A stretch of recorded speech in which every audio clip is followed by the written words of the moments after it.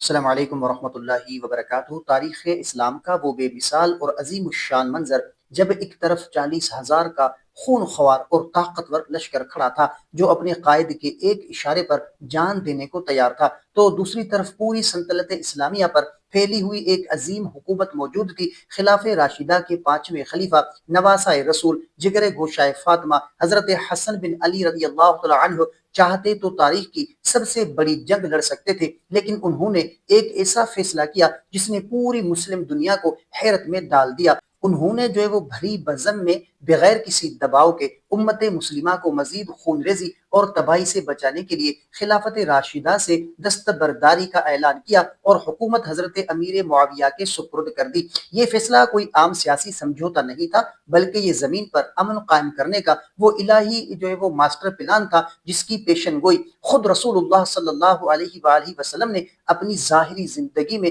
ممبر پر بیٹھ کر فرمائی تھی۔ آخر حضرت حسن رضی اللہ تعالی عنہ نے 40,000 کا وفادار لشکر پاس ہونے کے باوجود خلافت کیوں چھوڑی؟ اس صلح کے جو وہ پیچھے وہ کون سے شرائط تھے جن پر دونوں فریقین کا اتفاق ہوا، اور کیوں تاریخ اسلام میں اس سال کو عام الجماعت یعنی اتحاد کا سال کہا جاتا ہے؟ تو آج کی اس دستاویزی ویڈیو میں ہم کسی جذباتی پراپیگنڈے کے بغیر مستند احادیث اور تاریخی حقائق کی روشنی میں صلح حسن کا وہ پورا سچ سامنے لائیں گے جو آپ کے ہوش اڑا دے گا اور امت کے اتحاد کی اصل بنیاد کو واضح کر دے گا۔ تو جو وہ صلح حسن کی حقیقت کو جاننے کے لیے جو وہ ہمیں سب سے پہلے صحیح بخاری کی اس متوازت اور معتبر ترین حدیث کی طرف جانا ہوگا جو اس پورے واقعے کی روح ہے۔ تو رسول اللہ صلی اللہ علیہ وآلہ وسلم نے ایک دن منبر پر اپنے معصوم نواسے حضرت حسن رضی اللہ تعالی عنہ کو اپنے ساتھ بٹھایا۔ کبھی آپ جو وہ مجمع کو دیکھتے اور کبھی حسن کو، پھر فرمایا کہ یہ میرا بیٹا سردار ہے اور امید ہے کہ اللہ اس کے ذریعے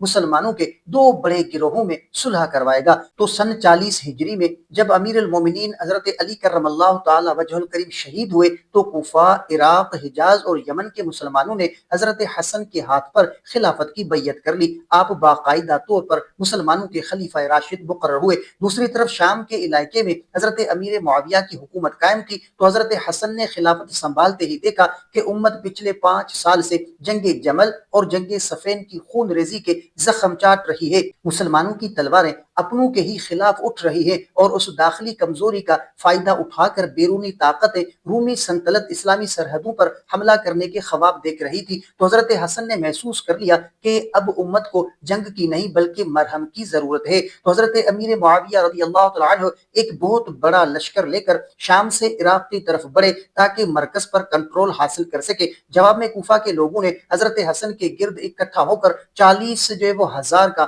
ایک ایسا لشکر تیار کیا جس کے بارے میں تاریخ لکھتی ہے کہ وہ مرنے مارنے پر تلے ہوئے تھے۔ حضرت حسن نے اس لشکر کے ایک بڑے حصے کو عبید اللہ بن عباس کی قیادت میں آگے روانہ کیا، لیکن یہیں پر حضرت حسن کا اصل اور عظیم کردار سامنے آتا ہے۔ وہ جانتے تھے کہ اگر یہ دونوں لشکر آپس میں ٹکرا گئے تو فتح کسی کی بھی ہو، زمین پر صرف مسلمانوں کا خون بہے گا، ہزاروں عورتیں جو وہ بیوہ اور بچے یتیم ہو جائیں گے۔ کوفہ کے کچھ جذباتی لوگ جنگ چاہتے تھے، یہاں تک کہ انہوں نے حضرت حسن کو اس صلح پسندانہ موقف پر ناراض ہو کر آپ کے خیمے پر حملہ بھی کیا اور آپ کو زخمی تک کر دیا، لیکن نواسۂ رسول صلی اللہ علیہ وآلہ وسلم کے پایہ استقلال میں جو وہ لغزش نہ آئی۔ آپ نے واضح فرما دیا کہ خدا کی قسم مجھے یہ بات پسند نہیں کہ مسلمانوں کی کھوپڑیوں پر چڑھ کر حکومت حاصل کروں۔ آپ نے ثابت کیا کہ آپ اقتدار کے پیاسے نہیں بلکہ امت کے محافظ ہیں، چنانچہ آپ نے حضرت امیر معاویہ کی طرف صلح کا پیغام بھجوایا۔ جب حضرت امیر معاویہ کو معلوم ہوا کہ حضرت حسن خلافت چھوڑنے اور صلح کرنے پر تیار ہیں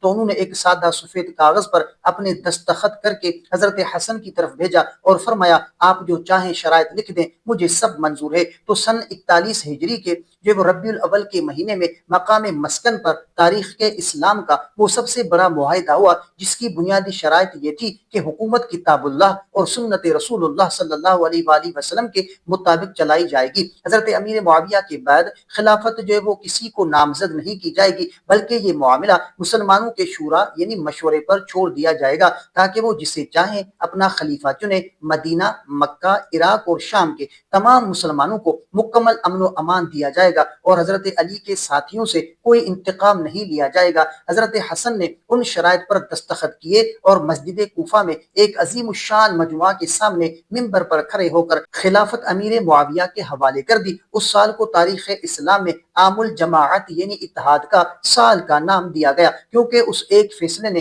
امت کے دو بڑے گروہوں کو دوبارہ ایک پرچم تلے جمع کر دیا۔ تو ناظرین اکرام، یہ وصول حسن کا یہ وہ سچ ہے جو تاریخ کی تمام کتابوں میں سنہرے حروف سے لکھا ہے۔ اب اس کا وہ حتمی علمی نتیجہ سمجھے جس کا کوئی جواب نہیں۔ اس واقعے سے یہ بات آئینہ کی طرح صاف ہو جاتی ہے کہ حضرت حسن اور امیر معاویہ کے درمیان کوئی کفر اسلام کی جنگ نہیں تھی، بلکہ یہ ایک سیاسی اور اجتہادی معاملہ تھا۔ اگر معاذ اللہ حضرت امیر معاویہ داریائے حق سے خارج ہوتے تو نواسۂ رسول حضرت حسن کبھی بھی ایک غیر مسلم یا ظالم کے ہاتھ پر بیعت کر کے مسلمانوں کی جان و مال ان کے سپرد نہ کرتے۔ تو حضرت حسن کا بیعت کرنا اس بات کی سب سے بڑی علمی دلیل ہے کہ وہ حضرت امیر معاویہ کو اس منصب اور امان کے لائق سمجھتے تھے۔ تو حضرت حسن نے خلافت چھوڑ کر ثابت کیا کہ نانا مصطفیٰ صلی اللہ علیہ وآلہ وسلم کی آل دنیاوی تخت و تاج کے لیے نہیں بلکہ امت کی اصلاح کے لیے آئی ہے۔ آپ کا یہ فیصلہ تاریخ اسلام کا وہ عظیم احسان ہے جس نے اسلام کی جو وہ شیرازی کو بکھرنے سے بچا لیا۔ ایک سچا مسلمان وہ ہے جو حضرت حسن کے